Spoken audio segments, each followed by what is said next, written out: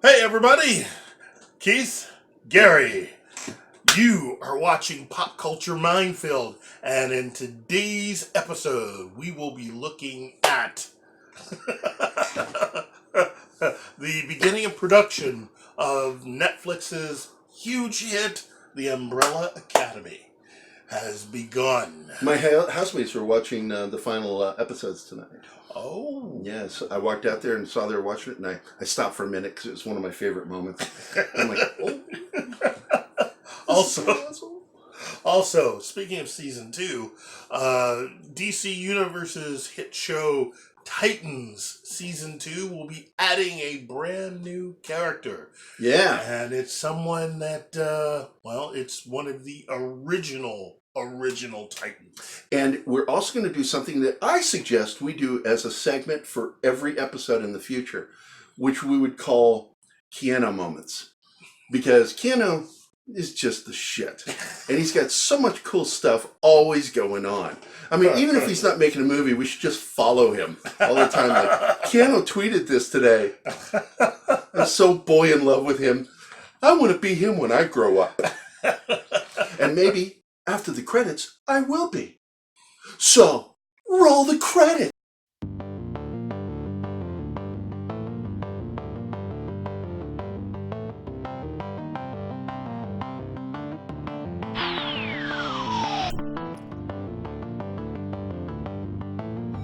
From the deepest, darkest recesses of Dangerous Nerds headquarters, Keith Moncrief and Gary Kissel.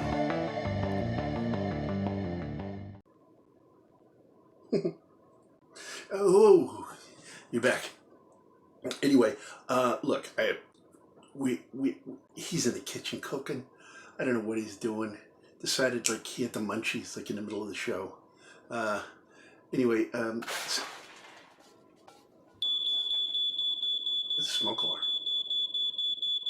What is he cooking? Susan, take over for a minute. Do one of your rants about fans. I love those. All right, I gotta go. Welcome to another NERDSDAY with Susan Layton. Oh my God, Keith? Gerry? You guys aren't burning down the studio again? I thought I told you about that the first time.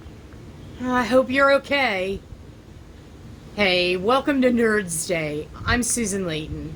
This week, let's talk about iconic actors. Now, the reason why I'm bringing up this topic is because I recently read on ComingSoon.net that Sylvester Stallone, who's doing Rambo 5, stated that if this film does well at the box office, then he's up for doing more. This really got me to thinking, is it necessary? No. If he wants to do them, that's great. I mean, that's his prerogative, and I'm sure there will be fans that will be out there in full force to see him, and more power to him. But the way that he said it led me to believe that maybe he wasn't exactly feeling it. And what I mean is, to paraphrase him, he said that he'd be up for doing more movies if the box office was good or if this was well accepted, and it's because he loves doing them so much. Now, I couldn't see his face, so I don't know what his facial expressions were, but I can tell you when you just read that dry, it doesn't sound like he's having too much fun. But then again, this is a trend, actors coming back to roles, especially when they get older. Because Sylvester now is 72 years old. Then you have Arnold Schwarzenegger, who's coming back as the Terminator, along with Linda Hamilton. Now, I'm not here to give career advice. I'm not going to dispense that. Because if the actors want to do it, that's their prerogative. But what I want to talk about is fans' reactions to their favorite actors who maybe want to move on and don't want to do the same roles over and over again. Now, Anthony Perkins is an example of this. Now, not that he didn't want to play Norman Bates, because he did come back to Norman. But I'm using him because Not many people know that when he started out in the 50s, he was actually a teen idol, and he had a top 10 song called Moonlight Swim. So 1960 rolls around and he gets with Hitchcock and they do this little film Psycho, and Psycho takes off like you wouldn't believe, and he is typecast as Norman Bates. This is both a blessing and a curse. Psycho did well for Perkins' career. It made him even more prominent. But then conversely, it also made every role after Psycho Norman Bates. If you've ever seen Mahogany and you've seen his portrayal of the photographer, you can't help but think, oh, Norman Bates with a camera. Now, even William Shatner had this happen to him, and early in his career, he got sick of being identified with Kirk, because prior to Kirk, he did Judgment at Nuremberg. He was in other movies, he did other television shows, but Kirk was that one role for him. And even Leonard Nimoy was to the point where, I'm not Spock, he wrote a book about it, but then he learned to embrace it. And then there are those actors that just want to move on. They've given their all to a character. There's other things that they want to do, other things that they want to achieve. And unfortunately, the fans don't want that. They don't want to see anything else they're in. They just want to see them doing the same role over and over again in perpetuity. And it doesn't matter how old they are, because in the fans' minds, they're still that 30-year-old or 20-year-old, even though they may be 40 now, or even in some cases 60. And I understand that's how fandom works. I get it. I understand that it's about what the fans want. They're the clients, they're the customers of the celebrities. That's all well and good, but when can we allow them to move on? I mean, Gillian Anderson had the same backlash when she came out after the latest, rendering of the X-Files and said, I'm not playing Scully anymore. Oh my God, you would have thought that a building collapsed somewhere. And reporters would incessantly, hammer her. Well, what if this happened, or what if that happened? Gillian, God bless her, has the patience of a saint. She said, I'm not coming back. So in some cases, no does mean no. And it would be nice if fans could understand that. And it would be nice if they would support their favorite actors in whatever venture they choose to. For what it's worth, that's my 2 cents this week. I'll see you next week. Back to you, Gerry and Keith. Hey! So, somebody stuck around. We like that. So, first thing off the bat, I guess we're going to talk about... Season 2. Yeah, the Season 2 for Umbrella production. Academy has begun. Yeah, look. This is an unabashed hit for Netflix. And this is Netflix, you can tell. Now, don't get me wrong. It did not outdo Daredevil. But damn.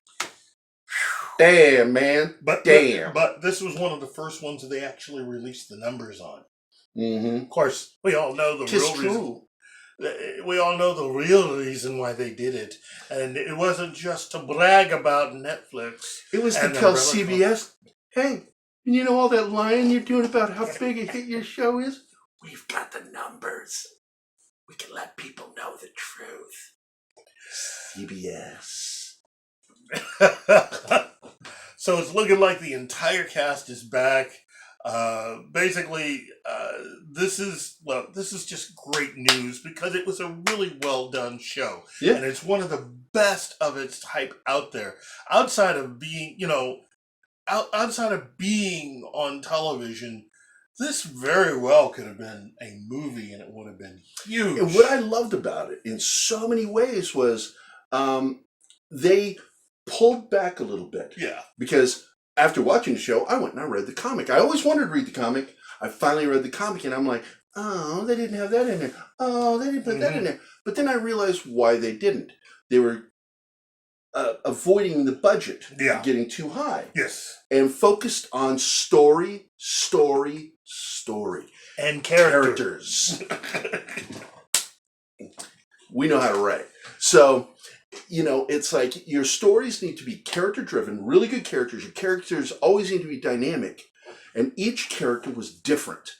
And each character had their own unique way of not only just their powers, but their personalities. And I love that. They did it even more than what was in the comic, in my opinion. Any of you people that are currently out of a job that used to work on the X-Men films need to pay attention to this, because this would have helped. This is how they should have done it. This is how you should have done the X-Men. And hopefully Feige will do that. Oh, well, Feige will definitely do that. We don't need to tell him anything. Look, in case you were thinking we were talking to you, Kevin, just go back to counting your cash. Yeah, it's okay. You're rich. You're good. Why are you even watching us? You don't have time for this shit. God, you got all these other. You got a movies Fantastic Four film to plan. Yeah, don't worry about it. And then 5 years from now, X-Men. Anyway, so Umbrella Academy is just really well done. I love the casting on it. I really did. I was impressed. Everybody was good. And we did have an X-Men alum in the show. With Yes, Ellen Page. Ellen Page, who played the part of, oh my God, I just forgot her name. My favorite character from the X-Men other than Wolverine. Had the dragon. And yeah. Could go through walls. Yeah. I just forgot her name. Kitty Pryde. Oh my God, I had a crush on her comic character. The thing is, it was easier for my mind to start letting a lot of that info go, since it's now, that universe is gone and, just folded up. But she came from the X-Men, and so I like that connection. Yes. Because he's right. This is how the X-Men should have been done. And it's just a superb film, or miniseries. Yeah. To me, it's just a long movie, because I sit and I watch them all. So it's just a really long movie. Yeah. And, but, basically with the second season, we're going to get to go deeper into her character. And is she going to be a villain? Is she going to be a good guy? We don't know. And in the comic books, we better not even discuss that. No. Look, the only thing we'll say is this.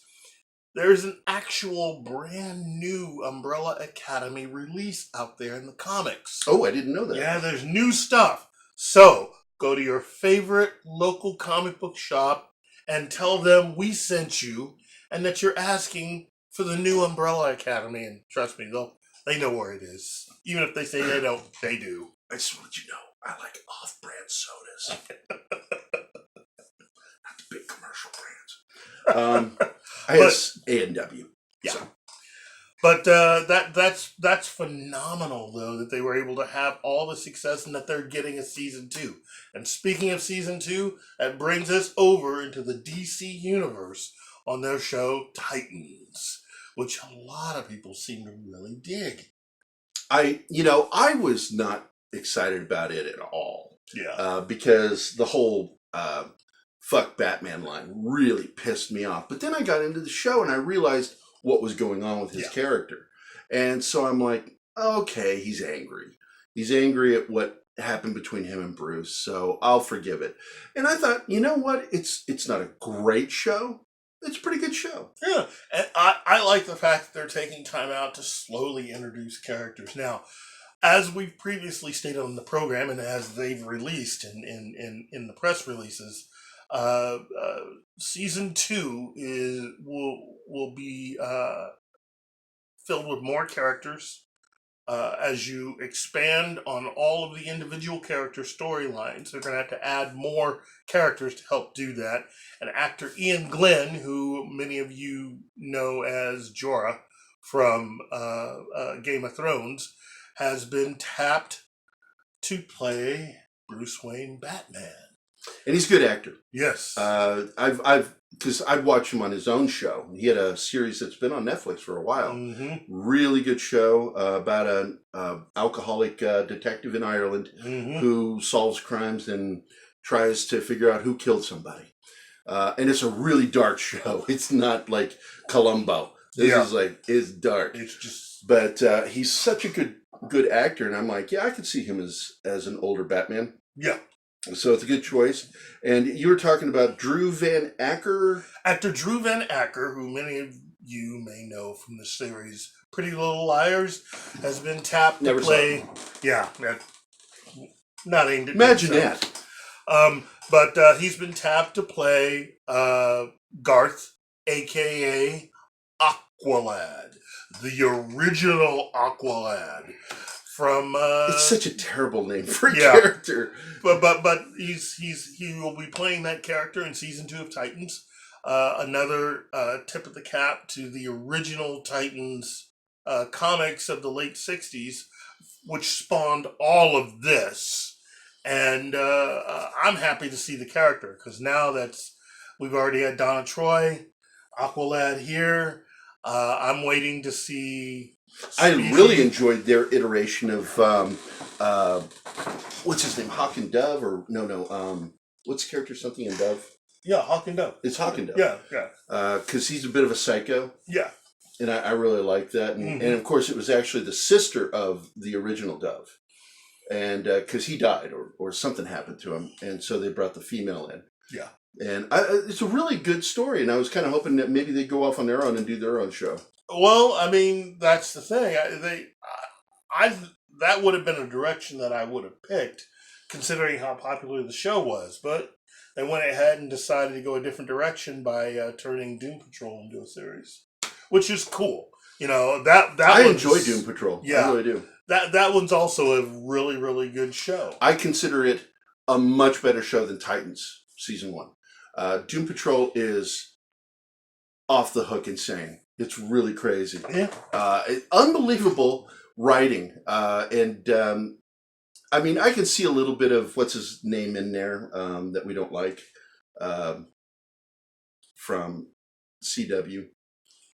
Oh, producer, writer. Yeah, Berlanti. You can see a little bit of Berlanti. Yeah, but it's really, it's so different. And I tell people, it's like, it's irreverent, one. Yes. And it is a nod to the original comic series, but it takes more from the second iteration in the 80s by creating, of course, the Jane character. But they throw some stuff in there that just, I don't know where the hell it even came from. It's so original. I'm like, it's something I'd never seen before. My girlfriend, not a big fan of it. She watched them all. Not a big fan. It's not as it's filthy. It's got dirty language in it. It's not as insane and original as FX's Legion, but it definitely, is distinctive. I would agree. Yeah, it's definitely a very distinctive show, and that's a good thing. Again, this is, and there's a drinking game that we need to create called every time that Brendan Fraser says "What the fuck," you have to drink. What the fuck? One episode he did it like 5 in a row. What the fuck? What the fuck? What the fuck? Well, leave it up to DC Universe to at least help us create one particular type of drinking game that, Oh, anyway. Well, speaking of filthy, yes, we've got another trailer which I watched today for The Boys on Amazon, and I still am not sure how I feel about this because I feel in many ways. Just hear me out on this. That this is Seth and the original creators of the comics shitting on superheroes. Yeah. It's just an absolute shitting on superheroes. Yeah. And it's because basically, if you're a superhero, you're an asshole psycho. There's something wrong with you. And that's the thing, that's part of the premise, is that you can't have those kinds of powers without being out of your freaking mind. And I'm like, well, I don't agree with that. Yeah. But I laugh and I love the cast. And that's, oh my God, the scene with the cage where he starts shooting into the cage and the character in the cage starts making, I'm invisible. You can't shoot me. I started laughing at that. Oh, and my God, in that gruesome moment. Oh, yeah. This is a gruesome trailer. Yeah. Where he's holding his girlfriend's hand and the speedster runs through her and just smears her through the air, leaving just her wrists and hand in he's covered in blood. And he's like, sorry, I don't have time to stop. And he just takes off again. He just obliterated a human being. I was like, that was wild. This is going to be a show for a lot of you people out there that want to see something different. If you like Preacher, this is like Preacher on cocaine. And not that I know what being on cocaine is like. I'm assuming really like Messed up. energized. Yeah. Well, this is from Seth Rogen and Evan Goldberg, who are the team that brought us. And why Preacher ended. Yeah. Yeah. Basically, they brought us the Preacher series on AMC. So, But look. because it was through a new studio, Yeah. they had to end the Preacher. Yeah. And that's why. Yeah. But I think it's worth it. Yeah. Yeah. It is. Now we come to Star Wars news. In this case, This rumor. Keanu. It's again our segment on Keanu Reeves, because we should do one every episode, because Keanu's always doing something. And like he's always making a statement online, doing something in an interview, saying something like wanting to play Wolverine twice now. He's doubled down, or is it third time? Might be the third time he's done it. But here's one. It's not completely confirmed, but it's also not denied. And so basically, Keanu is apparently going to be in Knights of the Old Republic Star Wars trilogy. Wow. And in the same story, it was saying that Christian Bale is playing the main character. Wow. He will be the protagonist, and that Keanu is going to be playing the antagonist. Now, the rumor is that Christian Bale will be a Jedi. Yeah. And that Keanu possibly maybe a Sith. We don't know. That movie's expensive already. Mm-hmm. But once again, Keanu's pretty much in everything that's cool. That's true. And of course, this will be done by the guys that do Game of Thrones. Yeah, Benioff and Weiss. Yeah, you always remember the names. I always forget their names. But there's a concern from a lot of us fans who are not happy with season 8 of Game of Thrones, where it was up to them to write this season. Yes. And it was very disappointing, dialogue-wise. So when they weren't adapting, they were on their own to write this dialogue, and it was not pleasing to a lot of fans. Yeah. And that throws concerns towards what they're going to do with Star Wars. Are they good enough writers to do it? We'll find out. Yeah. Soon enough. Because that's going to be, what, 2020 is when they're going to start shooting? Yeah, for 2021, 2022 release, somewhere around there. So we're going to find out before I'm 60. You turning 60, that's a lot of good stuff coming down the pipe. I know. The irony would be that I would die the night before it gets released. Everything I want to see. Whatever it is. Star Wars, X-Men, I don't know. It's like, honey, X-Men opens tomorrow.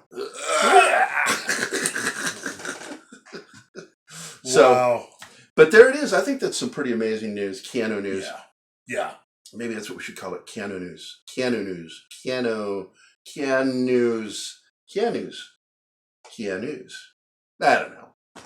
I'm winging it. There is no spoon. There's no spoon. That's Keith. That's Spoon! This is Pop Culture Minefield, and we're out of here. Get off the lawn!